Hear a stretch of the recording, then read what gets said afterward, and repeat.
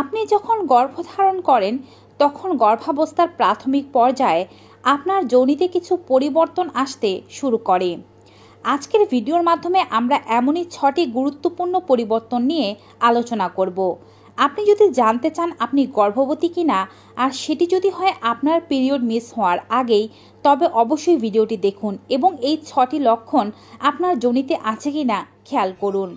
আপনাদের মধ্যে যারা মা হতে চাচ্ছেন কমেন্ট বক্সে লিখে দেবেন মা হতে চাই, যেন আপনার কমেন্টটি অন্যরাও পড়ে আপনার জন্য প্রার্থনা করতে পারে। গর্ভধারণ করার পরে যোনিতে যে 6টি পরিবর্তন আসে তার মধ্যে সবচেয়ে গুরুত্বপূর্ণ পরিবর্তনটি সম্পর্কে আমরা ভিডিও শেষে জানাবো।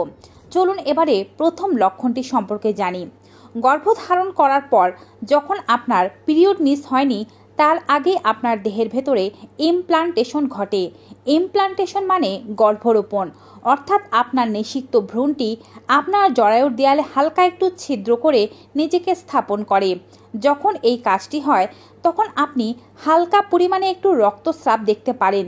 যদিও এটি আপনার পিরিয়ডের ডেটের 1 সপ্তাহ বা 10 দিন আগে হতে পারে, তবে যাদের পিরিয়ড সাইকেল একটু লং তাদের পিরিয়ডের 2 থেকে 3 দিন আগেও হতে পারে, তবে এটি পিরিয়ডের পরে হয় না। এই ইমপ্লান্টেশন ব্লিডিংটা খুবই হালকা হয়ে থাকে, লাইট পিঙ্ক কালার অথবা ব্রাউন কালারের হতে পারে। এর সাথে আপনি কোনো ক্লট দেখতে পাবেন না। এটি সর্বোচ্চ 1-2 ঘন্টা বা 1 থেকে 2 দিন পর্যন্ত স্থায়ী হতে পারে। এটি আটকানোর জন্য আপনার কোনো প্রকারের প্যাড ব্যবহার করার প্রয়োজন হয় না। দ্বিতীয় লক্ষণ হিসেবে সাথে থাকতে পারে জরায়ুতে হালকা ধরনের ব্যথা। কেউ কেউ আবার তীব্র পিরিয়ডের মতো ব্যথা অনুভব করেন। যেহেতু মানুষভেদে শরীর আলাদা, এক একজন এক এক ধরনের লক্ষণ খেয়াল করতে পারেন। ব্যথাটি মূলত তলপেটের দিকে হয়ে থাকে। এটি উপরের পেটে অনুভব হয় না, তলপেটে, নাভির নিচে কিংবা কেউ কেউ নাভির নিচে ডান সাইডে বা বাম সাইডেও এটি অনুভব করতে পারেন। এটি খুব হালকা খোঁচানোর মতো ব্যথা অনুভব হতে পারে, তবে সব নারীরাই যে এটি অনুভব করবেন ব্যাপারটি তেমন নয়। অনেক নারীরা এটি অনুভব নাও করতে পারেন। এই ব্যথাটি যখন হবে এটি সর্বোচ্চ 2-3 ঘন্টা পর্যন্ত স্থায়ী হতে পারে, আবার কারো কারো ক্ষেত্রে 1 থেকে 2 দিন পর্যন্ত স্থায়ী হতে পারে, কিন্তু এটি আপনার পিরিয়ড হওয়ার 1 সপ্তাহ আগেই হতে পারে। পিরিয়ডের ডেটের আগে থেকে যদি আপনার এমন ব্যথা হতে শুরু করে তবে এটি পিরিয়ড হয়ে যাওয়ার লক্ষণ, কিন্তু পিরিয়ডের ডেটের 7 থেকে 10 দিন আগে এমন চিনচিনে ব্যথা হওয়া সাথে ইমপ্লান্টেশন ব্লিডিং হওয়া গর্ভধারণের লক্ষণ। তৃতীয় পরিবর্তন হচ্ছে বারবার প্রস্রাবের চাপ পাওয়া।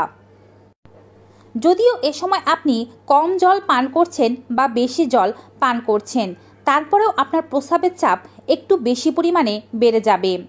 আপনার ছোট্ট ভ্রূণটি যদিও খুবই ছোট রয়েছে, তার কারণে আপনার জরায়ুতে কোনো প্রকারের প্রেশার পড়ার কথা নয়, কিন্তু আপনার ব্লাডারের কাছাকাছি রক্ত সঞ্চালন এবং আপনার জরায়ুতে রক্ত সঞ্চালন বেড়ে যাওয়ার কারণে আপনার আগের চেয়ে মূত্র ত্যাগের পরিমাণ বেড়ে যেতে পারে। অনেকের ক্ষেত্রে দেখা যায় প্রস্রাবের চাপ পাচ্ছে, প্রস্রাব করতে বসছেন কিন্তু তেমন একটা প্রস্রাব হচ্ছে না। এই লক্ষণটি গর্ভধারণের খুবই গুরুত্বপূর্ণ লক্ষণ হিসেবে পরিচিত। চতুর্থ লক্ষণ হচ্ছে ভ্যাজাইনাতে ফোলাভাব। যেহেতু এই এরিয়াতে রক্ত সঞ্চালন অনেক বেশি বেড়ে গিয়েছে, অনেক নারীরাই অনুভব করে থাকেন যে এই সময় তাদের ভ্যাজাইনা আগের চেয়ে বেশি পরিমাণে ফুলে গিয়েছে।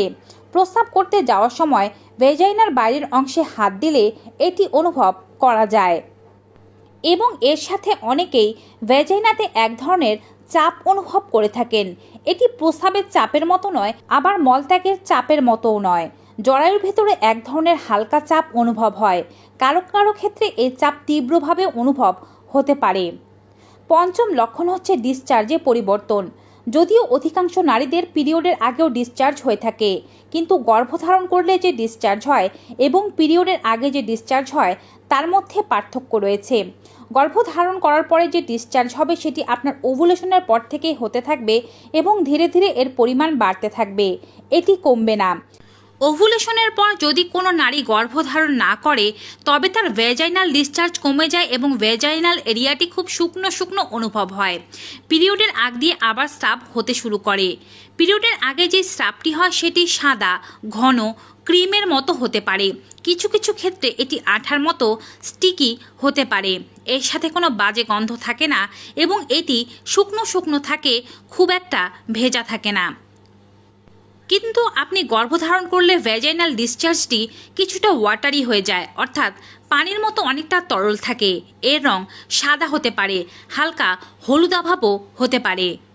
আবার অনেকের ক্ষেত্রে মোটা তারের মতো স্রাব আসতেও দেখা যায়। এর থেকে আপনি পার্থক্য করতে পারবেন কোনটি গর্ভধারণের স্রাব আর কোনটি পিরিয়ডের স্রাব। এবারে বলছি ষষ্ঠ ও সর্বশেষ লক্ষণটি সম্পর্কে।